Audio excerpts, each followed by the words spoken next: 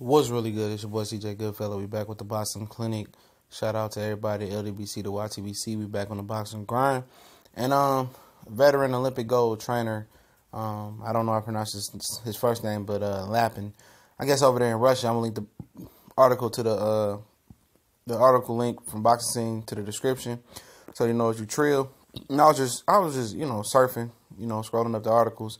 And this came up on Boxing Scene, man. And he says that Alexander Povetkin, since the Vladimir Klitschko loss, after that was his last decent performance.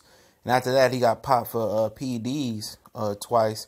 And he said he see the difference in Alexander Povetkin. He said the punch accuracy ain't there and the punching power is terrible.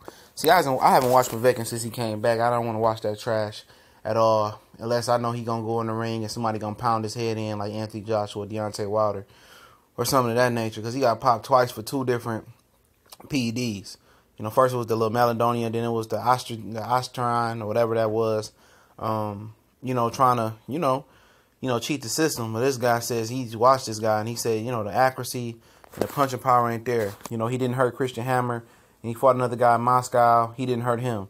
And he says it's evidently that this dude is a different fighter. He said before that I would have favored him versus Wilder and Joshua. But basically this guy can't crack an egg no more. And, and when somebody is honest and you assess somebody like that, man, and you can be honest and put that out there and it matches, what everybody else is seeing, is the fact that he ain't hurt nobody no more. He ain't got no power. His punch accuracy off. Now you see where the PEDs was helping him at. Power, stamina. And I tell people this, when you take performance enhancing drugs, you still got to work. It ain't like you just, you take some stuff and you can sit on the couch and it do the work. No, you still got to get in there and work. It enhances the workout. It complements the workout. It makes you stronger, your stamina longer, your endurance, all that, whatever it is. It amplifies it like hard, high. A week, let's say 4 weeks, let's just say your bench press, for example, you might gain 2, 3, 4 reps, in each set, 2, 3 reps. With steroids, you probably gaining 10, 11, 12 extra reps per set. That's what it do. Different steroids do different things, they have different side effects, and mostly the difference of them now is we're going to give you endurance, or we're going to give you stamina, or you know what, we're going to give you more strength where you don't have to put the muscle mass on there. We're going to increase your endurance. Oh, this is not as detectable. All you got to do is this to cheat the drug test. But at the end of the day, the truth, what goes on in the dark, always comes to the light. And now that he's also getting older. So he was out the ring for like 2 years or whatever, or his suspension was 2 years, whatever it was. He is getting older. So you have to take that into consideration as well. He's an older fighter. And, maybe that can play into it. But 35, 36, I mean, it ain't that old. But when you stop juicing, man, your body starts to break down. It does. Your bones start to get brittle. That's a side effect. That's why people got to keep taking them. Because when you take that type of stuff, depending on what type of steroid, the old steroid, had to eat a lot. Bodybuilders have to eat a lot, like 10 chicken breasts. You know what I'm saying? A lot of protein. You got to keep a lot of carbohydrates going through, or at least some carbohydrates going through your body. And you got to eat. Now, physically, he's probably looking a little bit frail. He's probably dealing with injuries he's not saying.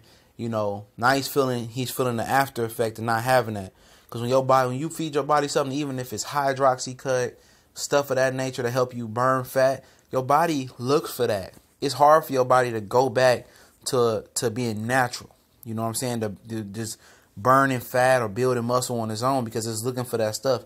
And it's hard to cycle off of that stuff. And that goes with painkillers, stuff for that. Anything you put in your body that's really unnatural. It's hard for your body to rely on something that's not supposed to be there. And when it get relying on it and it's working and it's at optimum peak that it's never really been at, then you take it away, your bones start to brittle, start to go down, your performance starting to drop. And well schooled on that, man. I used to body train, I used to body build back in the day for the most part, and I used to do it for fun. Used to play ball and just fell in love with lifting. So you hear the stories about guys that was taking the shit, you hear the little tricks about drinking the sugar water at the right time to help you melt the fat off. And it was other ways around that for him, man. Just work hard, you know, and be the best that you can be. But he chose to, he chose to cheat the game multiple times. I think he should be out of here. He should be in the same class as Margarito, never box again. But he paid $250,000 to WBC to be ranked back with them and be in good favor of them. And that's nothing. He got $1 billion backing, you know. And, he's going to be Anthony Joshua, Joseph Parker winner. Mandatory. We'll see what happens. We gone.